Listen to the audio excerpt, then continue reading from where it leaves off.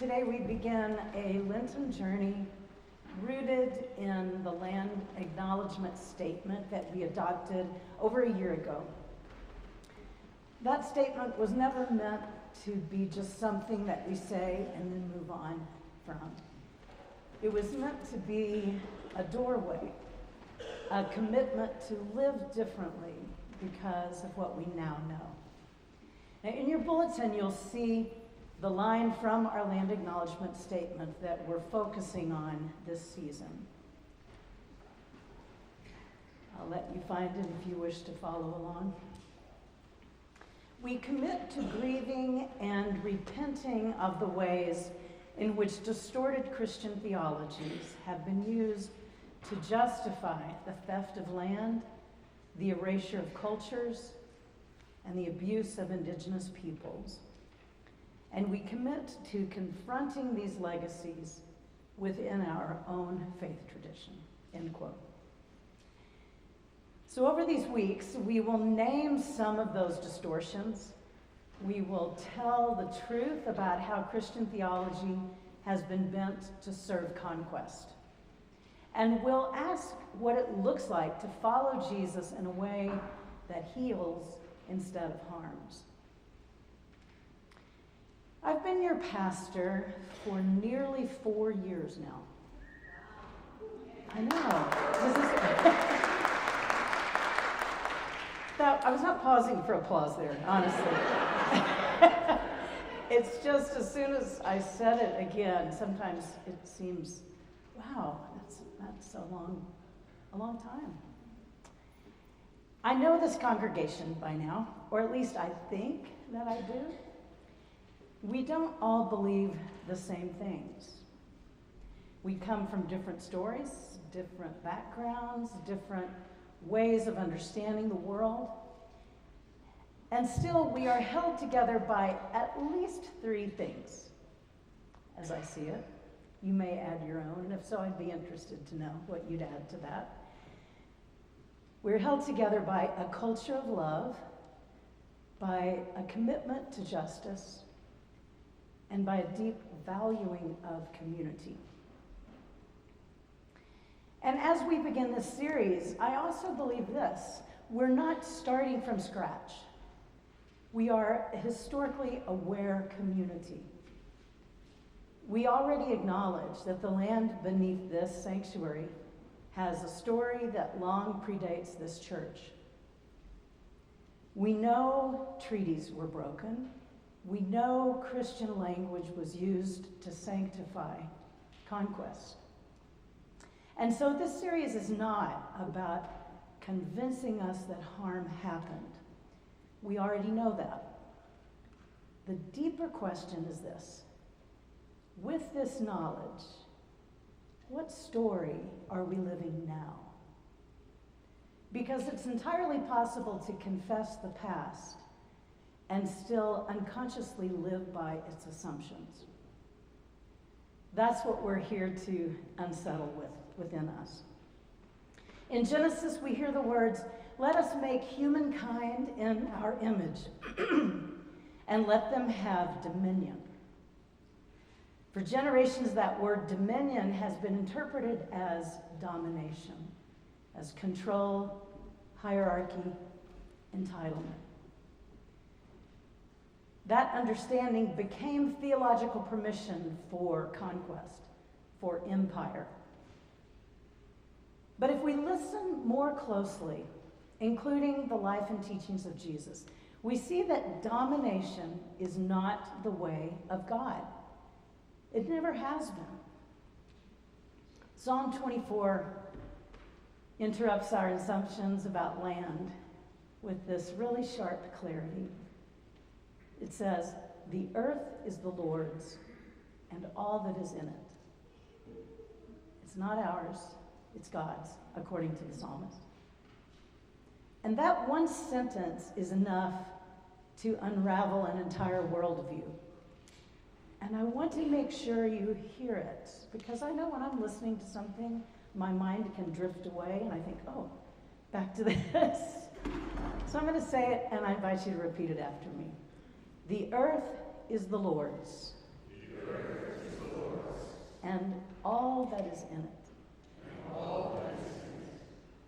You know, if the earth is God's, then land is not first a commodity. It is a covenant. Soil is not first real estate. It is sacred trust. We are not owners.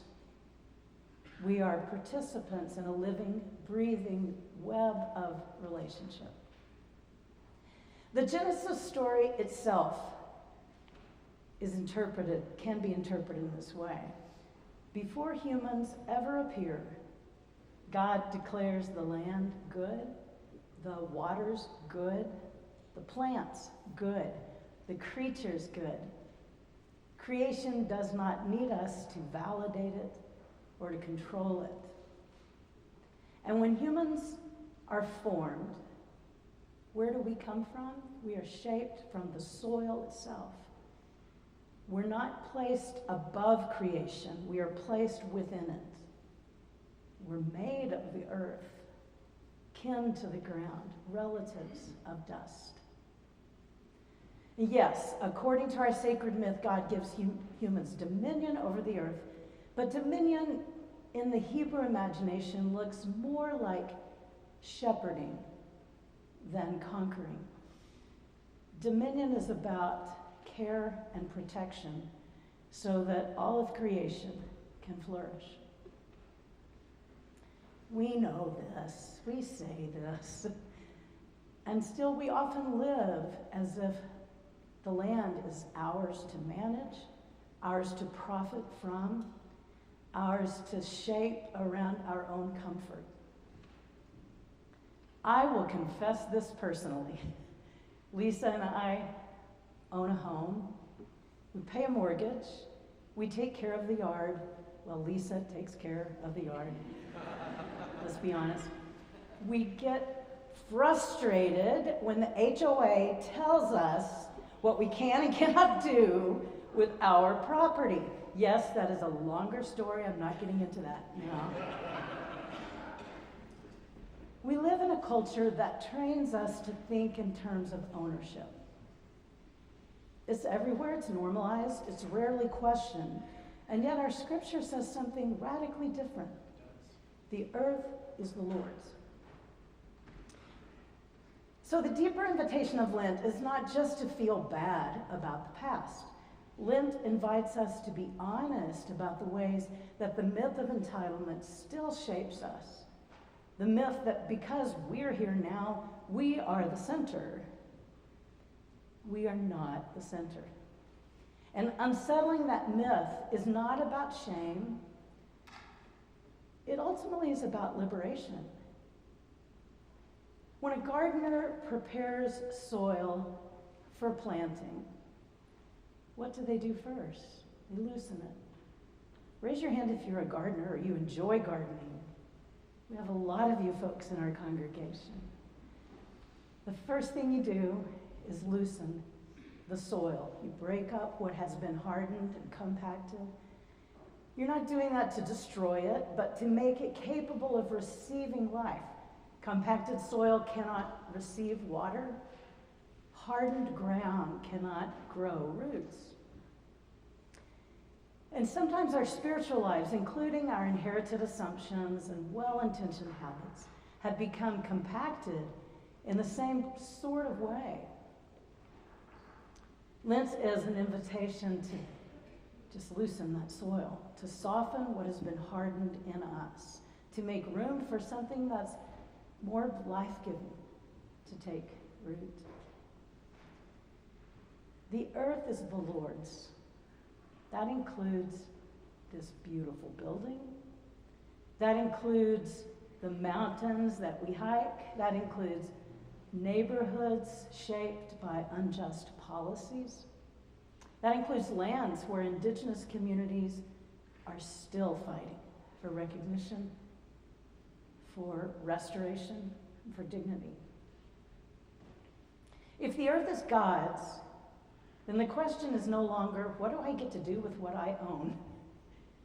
The question becomes, how do I live in right relationship with what has been entrusted to me? How do I live here in a way that honors those who were here before me? How do I use the power I have to participate in repair? How do I treat land not as a backdrop to my life, but as sacred presence in and of itself? In Genesis, God does not reward humans with land. God invites us into relationship with creation. And relationship always carries responsibility. So here is a Lenten invitation for this week. First, where is your power? And I'm asking this question of myself too. I'm asking us to think about, where do I have power as understood in terms of influence, voice, access, resources, mobility, choice? And second, how are you using that power? What would it look like for you, for me, to measure our lives by one question? Does my power, does my presence increase life for others, for people, for communities, for the earth itself? To bear God's image is to reflect God's delight in all of creation, not just our own survival, not just our own comfort. I'm coming to believe more and more that this is where liberation begins. And writing the sermon series has really helped me grasp it in a different way. It begins not with guilt, but with a reorientation, with remembering that we are dust, and that dust itself is sacred. With remembering that land is a gift, and gratitude, when we feel it, it changes how we hold the gift. With remembering that God's first word over creation was not, go ahead, use it. It was, it is good. So over the next 5 weeks, we'll continue to name and confront the distorted theologies that have caused harm. Today we begin here. The land was never ours to take. The earth is God's. We belong to it. It does not belong to us. And if we allow that truth to unsettle us just enough to loosen the soil, then something freer, more loving, more life-giving might just grow in its place.